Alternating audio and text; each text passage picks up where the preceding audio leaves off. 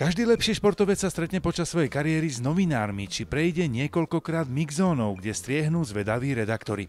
A tak je dobré, ak sú atleti pripravení v každej situácii, po úspechu i neúspechu.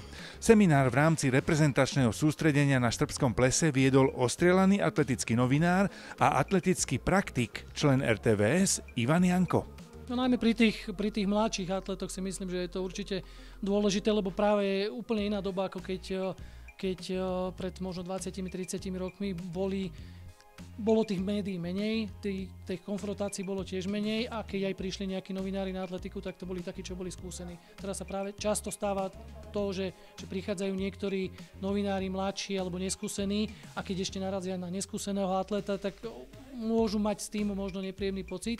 A veľakrát stačí len získať nejakú tú skúsenosť a trošku mať informáciu o tom, že čo vlastne, ako kedy zareagovať. Sem tam sa stane, že ten novinár nie je možno odborník na atletiku, ako som vlastne zažil teraz po tých majstrovstvách Európy a vtedy je to ťažšie pochopiť tie otázky a práve snažím sa ju tak nejako naformulovať, aby bol spokojný aj on aj ja. Ako nedesíme to, len občas sa stáva, že keď teda niečo nevyjde, tak je to dosť nepríjemné. A že treba si na to teda zvyknúť a naučiť sa s tým pracovať. Čoho by sa mal teda novinár vyvarovať, aby sme všetci vedeli, čo nie je vhodné pre športovca? No, asi není vhodné pri nejakom tom neúspechu nejaký taký dlhý rozhovor. Hej, stačí tých pár slov a takých prvých reakcií, lebo v tom momente asi ten športovec vie, že nespravil to taký výkon, aký chcel.